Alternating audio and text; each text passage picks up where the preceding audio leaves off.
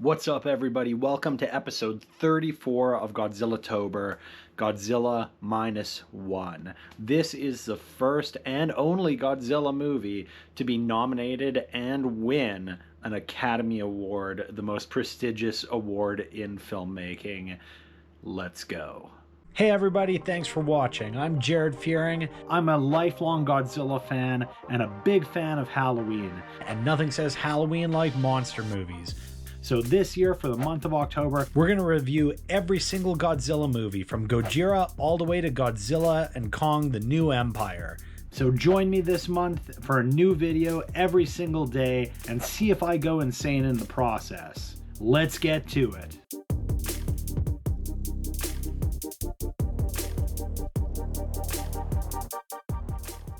Godzilla -1 has a lot of things going for it right from the beginning. It's a period piece, which is something that's a really interesting decision to do, especially it takes place during and after World War II, which was an extremely turbulent time for Japan if you, of course, know your history. Our lead character is Koichi Shikishima, who's a kamikaze pilot that is running from his duty. And who can blame him? Because if you don't know what a kamikaze pilot is, it's somebody who drives their plane into a ship or other target, killing themselves and probably a lot of people in the impact. So Koichi is deciding to live, and he runs and touches down on Oda Island. Everyone there is kind of suspicious of what's going on. They think his plane is fine. They've checked it, and they're like, what are you doing? Are you a war deserter? And while he's spending the night on Oda Island, they are attacked by the not yet mutated Godzilla, which is basically, he's kind of like their version of Godzillasaurus that we saw in Godzilla vs. King Ghidorah in the Heisei era. Unlike Godzillasaurus, this Godzilla on Oda Island is terrifying. The opening attack scene with Godzilla in his, let's call it an infant state, is so good. It's very reminiscent, at least in my mind, of Jurassic Park. And I really like the use of shadow and fire. This is also one of the only times in all the movies that we see Godzilla directly interacting with people, and he's biting them and stepping on them, crushing them with his tail. And I also really like that he bites people and throws them, showing that he's killing these people as like an act of intent, not like, you know, eating them just like food. He's killing them because they're on his island, they've disrupted him. Koichi survives, and there's one other survivor, and he's left deeply traumatized not only by the people that died during the Godzilla attack. He had a chance to shoot Godzilla with his gun, his airplane gun, and he didn't. He was frozen with fear. So not only now is he running from his duty as a kamikaze pilot, but he has the survivor's guilt from Oda Island too, where all these people died in the Godzilla attack. So this poor man is just completely destroyed with survivor's guilt. And we go back to Tokyo, and the Tokyo bombings have left everything in rubble. He finds out his parents are dead. It's just absolutely horrific nightmare this poor guy's living. And also you have to think about that, you know, Godzilla's not real, but the events that are surrounding Japan are extremely real. This is based on the fallout of World War II, and it's just a horrific period in time. Koichi meets another person that's been orphaned by the war, Noriko, and takes her in, and she also has a baby whose parents were also killed in the bombing, and so he ends up with a little makeshift family. Fast forward to 1947, and Koichi is working a dangerous job as a minesweeper. The minesweeper scenes are amazing. This is when we first get our look at modern irradiated Godzilla. And, you know, I don't want to just echo what's been said a million times, but this scene is very reminiscent of Jaws, with Godzilla hunting the boat and we see his fins slowly approaching.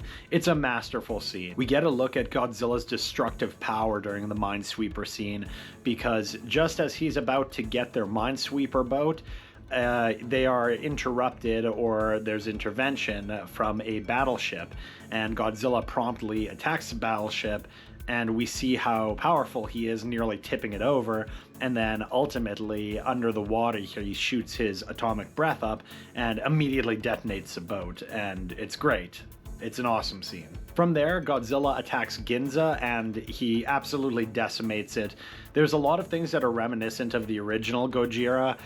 There's a scene with people reporting on the Godzilla attack, and they're on a rooftop, and Godzilla's getting closer and closer, and they're still reporting, and ultimately they end up falling as the building crumbles and killing all the reporters. And there's a scene like that in the original Gojira too, as they're reporting as Godzilla gets closer, and I really like that throwback. And there's other throwbacks too, like Godzilla having the train in his mouth, and these are all like so masterfully done through visual effects, which is what this won the Academy Award for. During the Ginza attack, there is one thing that kind of bothers me about the movie, and I know other people have brought it up as well, and it's so minor, it's such a minor thing, I'm definitely not being picky, but it does kind of stick out, and we'll get back to that at the end of this video, so stay tuned for the one thing about this movie that kind of sticks in my mind. After the Ginza attack, they have to make a plan to stop Godzilla. They don't want to be devastated further, they're still recovering from the war, and now they've got this monster. So they devise a plan to crush Godzilla using the pressure of the ocean. They want to drag him under by using tanks of Freon. It's incredibly inventive, and it's not something that we've seen before. And this being the 34th film in the series, it can be hard to kind of come up with new stuff sometimes. Meanwhile, Koichi reunites with Tachibana, the other survivor of Odo Island, and he helps him create a kamikaze plane, and basically Koichi plans on redeeming himself by flying the plane into Godzilla and hopefully killing him. And Tachibana, it's not revealed at this point in the film, but you can kind of see where it's going. Tachibana actually shows him that there's another switch that he should be aware of, and we don't know in that moment, but it turns out to be an eject button so that Koichi can fulfill his duty of crashing the plane into Godzilla, but also survive the scenario. Final battle is intense, it's incredible, I love everything about it. Koichi goes to fly his plane in, and of course he uses the eject button, saving himself and blowing up Godzilla. And we see Godzilla basically kind of have a meltdown. He loses his head in the plane explosion, and then his body shoots his energy beams that he was charging up throughout his body, and he kind of detonates and disintegrates into the ocean, and everybody is happy and victorious. And it's a great ending. I really love the final battle. Earlier in the film, we saw during the Ginza attack, the first time Godzilla uses his atomic breath, it sets off a detonation that causes a massive backdraft that destroys basically everything. And here's kind of the one thing that's a little bit of like a sticky moment. Noriko, the woman that became like Koichi's wife essentially, the lady he took in, she gets caught in the backdraft, and she's quite clearly blown away with tons of debris, and just it looks like she's been killed, and it's a devastating moment because you think now this man is left with even less in his life. But after the final battle, Koichi learns that she's alive, and he goes to see her at the hospital, and he walks into the room, and her one arm is in a sling, and she's got a bandage over her face because there's damage to one of her eyes or something. That's it. And so I'm not the first person to say this, but you know, getting caught in the blast, it looks like she should have like some more horrific injuries, even if it's just like something superficial, like more prosthetics or something. I don't know. It looks like she was not caught in an atomic backdraft. But here's the thing. The very final scene in the movie, and you should probably watch the movie and stop this video if you've not actually seen it yet, but the final scene in the movie is that they hug, and he's just so happy she's alive, and we see on her neck there's actually like a little black mark that's growing. And if you don't know what the hell's going on, you're just like, oh, that's cool, but also like, why isn't she more destroyed from this backdraft? Anyways, the director confirmed after the fact that she's been infected, so to speak, with Godzilla cells. And so that is going to come into play in the sequel. And so one can assume that because whatever has happened, she's been, she's got these Godzilla cells, or she's been irradiated by the Godzilla cells, whatever the explanation is, that's helped her with recovery. Because one of the things we see is that Godzilla has rapid recovery in this, like he does in most of his movies. And actually, the final scene is we see a chunk of Godzilla starting to regrow in the ocean. So Godzilla is not dead, he's reforming. But if you didn't look into it, you would just take this movie at the ending of Noriko just being like, oh, she's just a little bit wounded, when she quite clearly got caught in like an atomic backdraft. So whatever, it's not a big deal. It doesn't hurt the movie at all for me. It is like a little bit of a thing where it's like you have to kind of look into it to figure out why that is. This movie getting announced for an Academy Award was such a big moment for fans of the franchise. Godzilla's been around since 1954, obviously, and I never thought that we would see the day kind of when it would be nominated for an Academy Award. And when it won, I actually felt like a lot of emotion for this movie and just for the franchise, because it's so good to see it being recognized. It won the award for visual effects, which it absolutely deserved. But, it doesn't matter what the category is. Winning an Oscar is almost like recognition of the series at this point, that it's just like such a big deal to finally get that like high level recognition that it deserved for being such an important thing to so many people over the decades. Like, what other franchises do you know that is several decades long? The writer-director Takashi Yamazaki is obviously a massive Godzilla fan. He also worked on the visual effects in this movie, and he just had like his hands in everything. You can tell that he loves Godzilla, and this is a movie that came from his own passion, and I think it comes through in spades. This is, if not the best Godzilla movie, one of the best Godzilla movies. I think you get different things from different types. Like, I would never even put this in the same category as the MonsterVerse movies, for example. Those movies are like action-packed roller coasters. This is one of the only... No, not even one of. This is the only movie in every Godzilla movie where if we removed Godzilla and it was just about like post-war survival, it would still be a really good movie. Like, that's how well it's acted and written, that these characters are... it works fine without Godzilla. Like, obviously the story doesn't work, but the actors and the themes are so good that if this wasn't a Godzilla movie, it would still be an excellent movie. You do that to any other movie in the franchise and you're like, ugh. The other interesting thing about this is that Takashi Yamazaki actually worked on Godzilla before. He did a short, I guess if you want to call it a short film. There's a Godzilla short film that plays during Godzilla the Ride, and it's like one of those 4D rides where you're in a cart and you're in a room that is projecting this short film, and your cart kind of reacts to what's happening.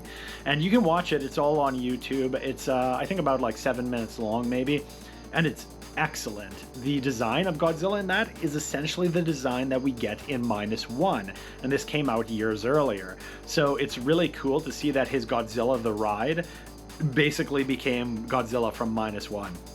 And that's also especially interesting because you get to see his take on King Ghidorah too, which is great. It's already been announced, by the way, that -1 will be getting a sequel, and the director said that he wants Godzilla to face off against another creature in the sequel. So that's very exciting, and I think that, because of the Godzilla cells that she's been infected with, we might see some kind of like a body horror type movie, and I'm just really excited to see where they go with it. I will say I'm a little bit worried just with the fact that the original Gojira is a classic, it's so good, and then you go to Godzilla Raids again, and it is not good.